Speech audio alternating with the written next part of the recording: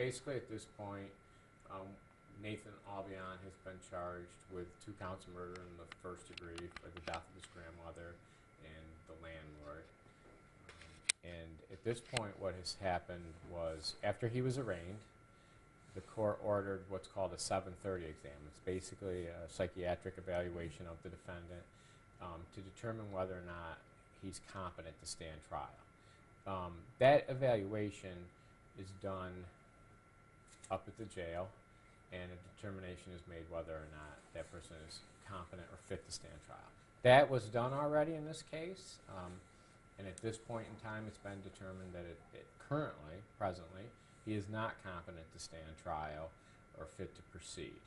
So what happens when that determination is made, the individual is then moved from the Oneida County Correctional Facility to the Office of Mental Health.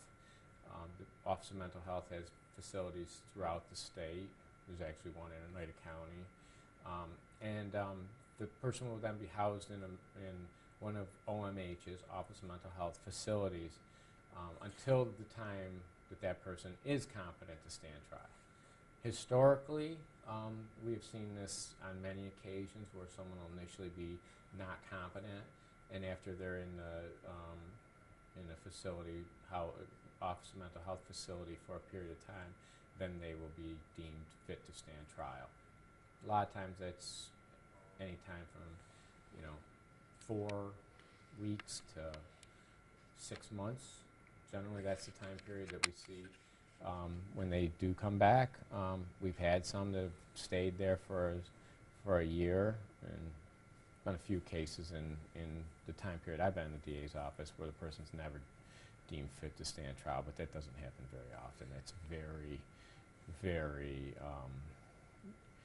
that's very unique to go that long. And that's not to say that they'll never stand trial.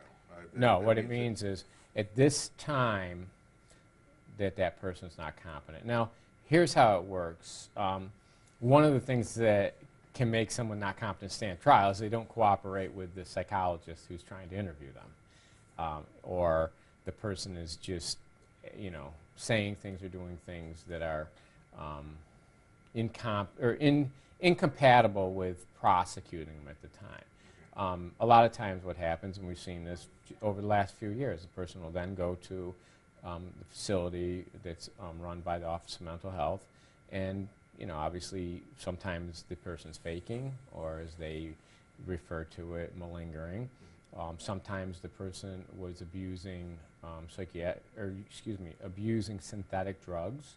Once they stop abusing those drugs, then their symptoms will go away. And sometimes the people are treated with prescription medicine to deal with any mental health issues they've had, and that'll modify their behavior. So there's a lot of ways that the behavior can be modified, and then the person's eventually fit to stand trial.